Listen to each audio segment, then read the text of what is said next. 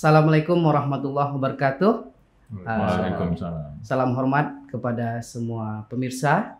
Kita berjumpa lagi dengan saya Dr. Kasmanto Rinaldi SHMSI selaku host di acara UIR News.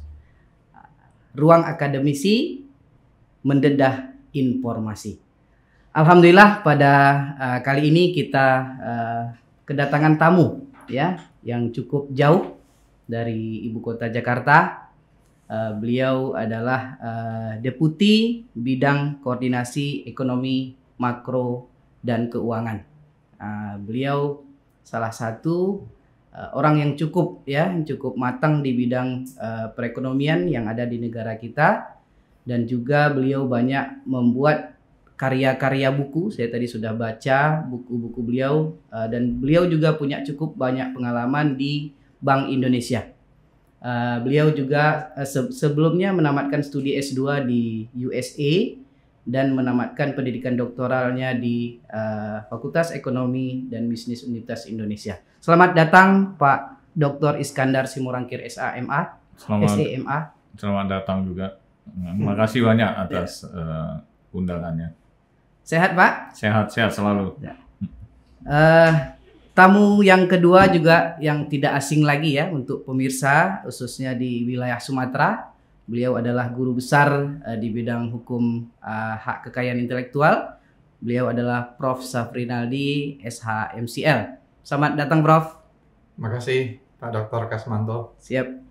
Pak Deputi, Pak Rektor kita juga baru dilantik ini sebagai Ketua Asosiasi Perguruan Tinggi Swasta untuk wilayah Sumatera, ya Prof? Wilayah Riau. Alhamdulillah kita beri semangat untuk beliau untuk terus mengabdi di dunia pendidikan, khususnya wilayah Riau dan sekitarnya. Pada hari ini, pemirsa, sebelum kita mulai ada satu buah pantun, Pak Deputi. Mahasiswi Riau, mahasiswa UIR menggunakan jilbab hijau. Jilbab dikenakan pada saat ujian skripsi. Pak Deputi, selamat datang di kampus Universitas Islam Riau. Universitasnya asri dan penuh prestasi. Itu kira-kira. Jadi kalau kita di Riau Bumi Lancang Kuning ini harus selalu berpantun. Jadi Pak Deputi juga dari Sumatera, Pak Rektor. Beliau kelahiran Binjai. Salam dari Binjai. Jadi mungkin dengan kesibukan Pak Deputi, ada beberapa item yang mau kami perlu klarifikasi di sini. Yang pertama kami apresiasi dulu ya bagaimana kinerja tim perekonomian di kementerian cukup mengalami kemajuan ya. Terakhir Bu Menteri pertumbuhan kurang lebih 5,1% ya Pak Deputi ya. 5,01 dan peluangnya akan naik lagi di tahapan berikutnya. Harapan kita perekonomian semakin tumbuh dan berkembang. Berkaitan dengan tema kita hari ini pemirsa, ya ini berkaitan dengan UMKM dan anak muda. Jadi perguruan tinggi identik dengan anak muda dan pasti menjadi pasar daripada UMKM itu sendiri. Apakah sebagai produsennya maupun sebagai konsumennya. Kira-kira Pak Deputi apa langkah ya yang sudah dilakukan oleh Kementerian di bidang perekonomian kita dalam transisi ini Pak? Kita kan sebelumnya di COVID kemudian sudah melandai lah kira-kira. Apa langkah yang sudah dilakukan terhadap perkembangan UMKM di negara kita? Saya pikir pertanyaan yang bagus. Kita tahu UMKM itu ketika terjadi COVID, ekonomi kita kan kita batasi ya, mobilitas kita batasi dengan cara PPKM, pemberlakuan pembatasan kegiatan masyarakat. Tentunya ini berdampak terhadap aktivitas usaha mereka. Ketika mobilitas dibatasi, ada yang terhenti UMKM-nya kan, sehingga buat makan saja susah mereka. Maka itu modal kerjanya digunakan untuk biaya hidup. Oleh karena itu beberapa program pemerintah di dalam pemulihan ekonomi khususnya UMKM itu besar sekali dialokasikan pemerintah. Dari anggaran tahun 2019, 2021, 2022 itu mencapai rata-rata per tahunnya itu di atas 200 triliun untuk UMKM. Nah, salah satunya adalah bantuan produktif untuk usaha mikro BBUM. itu sebesar 2,5 juta, itu untuk memulai usaha. Memulai usahanya 2,5 juta, itu dikasih free sama pemerintah. Karena kenapa dikasih 2,5 juta itu? Karena modal kerjanya sudah dibuat untuk makan mereka, karena nggak ada kegiatan usaha. Nah, untuk mempercepat membangkitkan UMKM, itu salah satu dilakukan. Kemudian kalau usahanya semakin besar, UMKM-nya dia butuh modal yang lebih besar. Nah, pemerintah ada yang namanya KUR, kredit usaha rakyat, ya kredit usaha rakyat. Yang tahun 2019 itu bunganya 0%. Bunganya 0%. Jadi normal dia bunganya 6%, pemerintah nanggung semua itu bunganya jadi 0%. Kenapa 0%? Karena memang pendapatannya nggak ada, ya kan? Bisa macet tuh kurnya. Nah, baru tahun 2020 kita tambah 3% memang subsidinya, sehingga bunganya tahun 2020 3% sampai dengan akhir 2021 tadi. Nah, itu yang dilakukan pemerintah. Selain itu juga pemerintah mendorong UMKM, termasuk juga bangga berbuat buatan Indonesia, itu salah satu program juga yang kita lakukan. Selain tentunya ada juga bantuan tunai untuk PKL, pedagang kaki lima, warung, dan nelayan yang selalu untuk digunakan di dalam percepatan pemulihan ekonomi UMKM tadi. Nah, itu kebijakan-kebijakan. Jadi setiap di anggaran pemulihan ekonomi nasional, PCPEN namanya, penanganan COVID dan pemulihan ekonomi nasional, UMKM itu mendapat prioritas yang utama karena kita tahu UMKM di Indonesia itu menyumbang 61% terhadap PDB, kemudian juga 97% terhadap penyerapan tenaga kerja. Berarti kalau UMKM-nya bisa bangkit, kita akan gampang menyerap tenaga kerjanya gitu, sehingga bisa mengurangi pengangguran. Itu strategi yang dilakukan oleh pemerintah dengan mengalokasikan anggaran penanganan COVID dan PEN yang jauh lebih besar untuk UMKM setelah tentunya aspek kesehatan. Pak Deputi, kita melihat UMKM ini kan salah satu tonggak penting ya di perekonomian negara kita ya, dengan persentase 61% dari PDB, kemudian menyerap tenaga kerja kurang lebih 97%. Ini kan sesuatu yang patut kita apresiasi gitu. Kira-kira selama ini Pak Deputi melihat kontribusi anak muda gitu ya, yang usia produktif di dalam UMKM ini seperti apa kira-kira Pak? Kita tahu Indonesia ini sekarang kan memasuki bonus demografi. Kalau kita lihat usia milenial dari bonus demografi itu kan disumbangkan oleh milenial kan 85%. Berarti kalau kita ingin mempercepat entrepreneurship, jiwa kewirausahaan, berarti kan kita perlu mendorong dari kelompok milenial ini, ya, kelompok milenial ini, apa yang gampang dimasuki dalam suatu kegiatan usaha? Pasti jelas UMKM, ya kan, karena modalnya kecil. Kita tahu tuh milenial tuh mempunyai pengetahuan yang jauh lebih baik, ya, dibandingkan dengan generasi-generasi yang tua sebelumnya.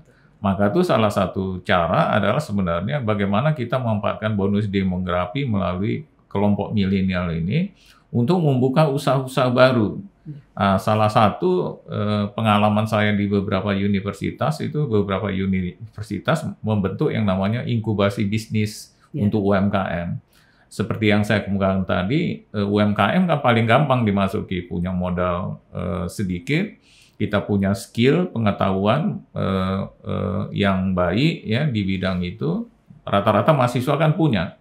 Maka itu harusnya mahasiswa itu dibina sejak dini.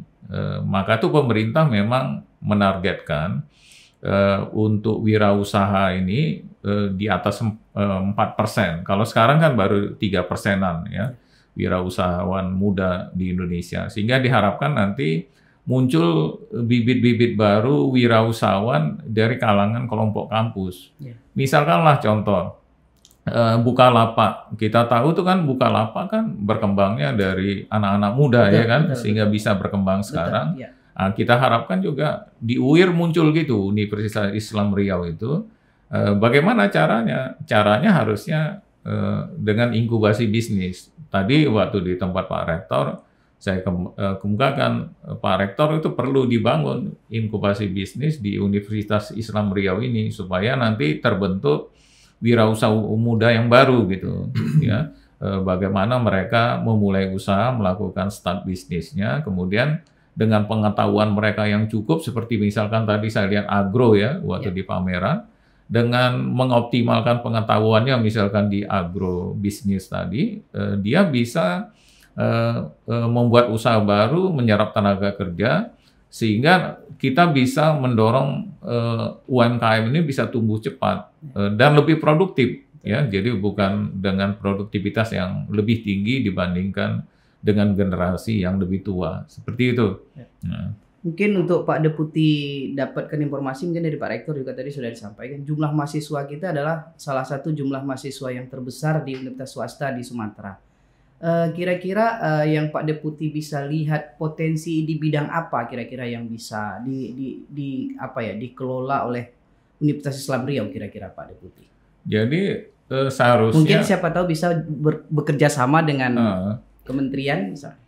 Kalau kita lihat ya pengalaman negara lain ya, kebetulan saya dulu kan di Vanderbilt lama juga saya, bahkan teorinya doktornya juga saya di Vanderbilt ya, tinggal meneruskan di UI seperti itu. Itu kalau untuk mau berkembang suatu university harusnya memang dikembangkan business to business seperti itu ya.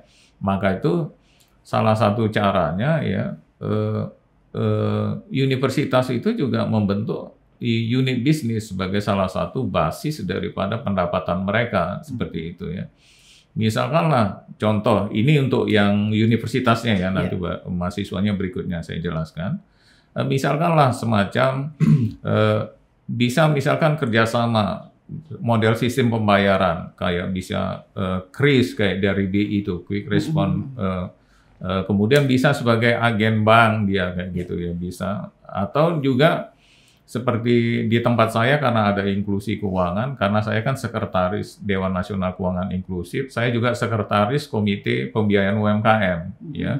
Jadi deputi itu secara deputi ekonomi makro dan keuangan, secara ex officio juga sebagai sekretaris Dewan Nasional Keuangan Inklusif dan sekretaris Komite Pembiayaan UMKM. Jadi salah satunya juga kita mengembangkan yang kayak pondok pesantren, itu kita buat kayak model Petrashop gitu. Dari pendapatannya Petrashop tadi, dari pendapatan sebagai agen bank ya, itu pondok pesantren itu bisa mendapatkan pendapatan. Pola yang sama juga bisa kita lakukan di universitas ini. Misalkanlah setiap transaksi mahasiswa kan, ketika kita punya toko peralatan sekolah ataupun kebutuhan sehari-hari, kita dapat fee dari transaksinya tadi misalkan, atau kita buka usaha yang resikonya rendah seperti misalkan Petrashop kayak gitu. Nah, itu kan pendapatannya bisa jadi besar. Dan kalau pendapatannya besar, gaji dosennya juga bisa ditingkatkan seperti itu ya. Kemudian kualitas program studinya juga bisa ditingkatkan. Itu kalau mau mengembangkan universitas, karena mahasiswanya tadi kan besar kata Pak Rektor ya tadi, sangat paling besar se-Sumatera ya untuk swasta ya. Jadi itu modal dasar yang bagus. Kemudian kalau untuk mahasiswa tadi adalah dorong mereka bukan hanya mahasiswa pencari kerja, mahasiswi pencari kerja, bisa menciptakan entrepreneur. Jadi Universitas Islam Riau tuh ada ciri khusus ya, membedakan dengan tempat lain. Kalau misalkan universitas lain itu adalah mahasiswa-mahasiswi untuk mencari kerja, kalau di sini meng-create kerja kayak gitu. Dengan cara bagaimana wirausahaan tadi. Maka tuh tadi kita ngobrol-ngobrol dengan Pak Rektor. Pak Rektor boleh tuh dimulai dengan buatlah pusat inkubasi bisnis, bukan hanya pusat karier aja, ya kayak gitu. Jadi kita didik bagaimana misalkan mahasiswa memasukkan ke e-commerce-nya dengan foto-foto yang menarik. Padahal itu kan peralatannya sederhana, bisa diajarin tuh mahasiswa di inkubasi bisnis. Seperti itu. Jadi harapannya juga nanti ketika di tahap awal juga kan itu bisa juga membantu universitas kan dari hasilnya mahasiswa ya. Bisa untuk membantu juga tambahan universitas. Itu bisa didorong nanti begitu dia tamat, dia sudah siap membuka lapangan kerja. Itu cara yang modern ya zaman sekarang untuk mendorong universitas bisa mandiri dan lebih sejahtera dan membuat mahasiswa juga menciptakan lapangan kerja. Saran saya sih seperti itu. Terima kasih Pak Deputi. Mungkin sekarang ke Pak Rektor. Sekarang kan di universitas itu, khususnya di kampus kita, entrepreneurs itu kan salah satu mata kuliah wajib ya Pak Rektor ya. Kira-kira dukungan apa yang akan dipersiapkan oleh pihak universitas dalam membantu minat mahasiswa kita agar menjadi entrepreneur muda yang mampu memanfaatkan begitu banyak program di bidang UMKM ini Pak Rektor? Ya, sejak itu menjadi mata kuliah wajib bagi semua mahasiswa di kampus kita ini, maka harus ditindaklanjuti dengan berbagai kebijakan-kebijakan yang konkret yang sifatnya memberikan dukungan kepada mahasiswa kita. Ya. Di antaranya kita buatkan lembaga yang khusus menekuni tentang minat bakat entrepreneurship bagi mahasiswa seperti Pusat Karir. Pusat Karir ya. Pusat Karir menangani banyak hal sebetulnya, bukan hanya kewirausahaan, Ya. baik itu bisnis plan Ya. maupun bisnis yang ongoing. Ya, betul. Jadi ada dua. Pusat Karir juga memberikan pelatihan soft skill kepada mahasiswa yang ada di kampus kita ini dengan mendatangkan berbagai pihak yang sudah mumpuni dalam bidangnya seperti entrepreneurs yang milenial. Ini sudah berapa kali kita datangkan. Dan kebijakan kita ini sejalan juga dengan kebijakan yang dibuat LLDikti Wilayah 10. Satu-satunya LLDikti yang menyelenggarakan Entrepreneurship Award setiap tahun. Meskipun di era COVID tetap dilaksanakan secara online. Nah, tadi sudah disampaikan juga, alhamdulillah, prestasi dari mahasiswa UIR ini dalam entrepreneurship sangat membanggakan sekali. Di wilayah 10, 4 provinsi. Setiap event ya Bro? Setiap tahun ya Bro? Setiap tahun ada lebih kurang 250 lebih PTS di wilayah 10, 4 provinsi tadi. 3 tahun terakhir itu UIR selalu menjadi juara umumnya. Betul. Baik itu untuk bisnis plan maupun untuk bisnis yang ongoing, yang sedang berjalan. Kita tidak puas sampai di situ. Ada tawaran dan peluang bagi anak-anak kita untuk berkiprah secara nasional. Tadi kan baru skopnya wilayah 10 saja. Betul. Nih secara nasional, Pertamina yang juga menyelenggarakan entrepreneurship competition oleh Yayasan Pertamina, dan alhamdulillah anak-anak kita ini membuktikan kebolehannya bersaing dengan kampus-kampus yang ada di luar Sumatera. Betul. Ini tentu membanggakan. Sehingga keberadaan Pusat Karir ini kita kembangkan terus. Yang dulu hanya sebagai sebuah kantor, sekarang kita levelkan sama dengan biro. Betul. Levelisasinya. Tujuannya adalah memberikan dukungan yang lebih luas lagi dalam geraknya melaksanakan kegiatan-kegiatan. Kita berharap dukungan dari semua pihak, termasuk dari Pak Deputi, untuk kedepannya melahirkan kemitraan, kerjasama, melahirkan inkubasi bisnis. Nah, kita siapkan ruangan, tinggal modal dari inkubasi bisnis dari Bapak Deputi. Kita harapkan dalam waktu yang dekat ini. Ini salah satu hikmah dari kunjungan Pak Menko dengan Pak Deputi ke kampus Selam Riau. Terima kasih Pak Rektor. Jadi Pak Deputi bisa mendengar ya aspirasi dari Pak Rektor mewakili kami semua. Kami sangat berharap ada kerjasama ya dari Pak Menko juga jajarannya dalam salah satu tadi inkubasi bisnis tadi. Kira-kira sebagai akhir daripada diskusi kita pada siang hari ini, kira-kira apa pesan yang Pak Deputi sampaikan kepada khususnya anak-anak muda di kampus kami, sehingga anak-anak muda kami ini punya semangat, punya daya juang, terutama dalam bergerak di bidang UMKM. Jadi pesan yang utama itu petik kesempatan selagi kita masih muda kayak gitu ya. Jadi jangan membuang waktu tuh sia-sia. Mumpung ada peluang itu ditangkap. Maka tuh tadi kami menawarkan ke Pak Rektor tadi itu adalah inkubasi bisnis tadi. Jadi bagaimana minimal di tahap awal tuh kita mengajarkan mereka kalau dia udah punya produk, bagaimana memasarkan produknya yang mahasiswa-mahasiswa tadi. Saya lihat banyak tadi ya, udah mulai bisnisnya. Nah, jadi yang pertama adalah ambil kesempatan yang ada, peluang yang ada itu kerjakan. Jangan mikirnya banyak-banyak, nanti keburu kiamat, ya kan? Nah, itu. Jadi ditangkap. Yang kedua tuh kerja keras. Ya. Hasil yang dicapai Pak Rektor, beliau bisa menjadi rektor, bisa menjadi profesor, dan juga abang yang bisa dapat doktor, ya kan? Itu kan kerja keras semuanya. Jadi nggak ada yang bisa kita ambil, kita nggak bisa dapat rezeki kalau nggak kita berusaha keras gitu. Yang penting itu dua hal ya. Jadi adalah kerja keras, ambil kesempatan, ambil peluang, mumpung kita masih muda.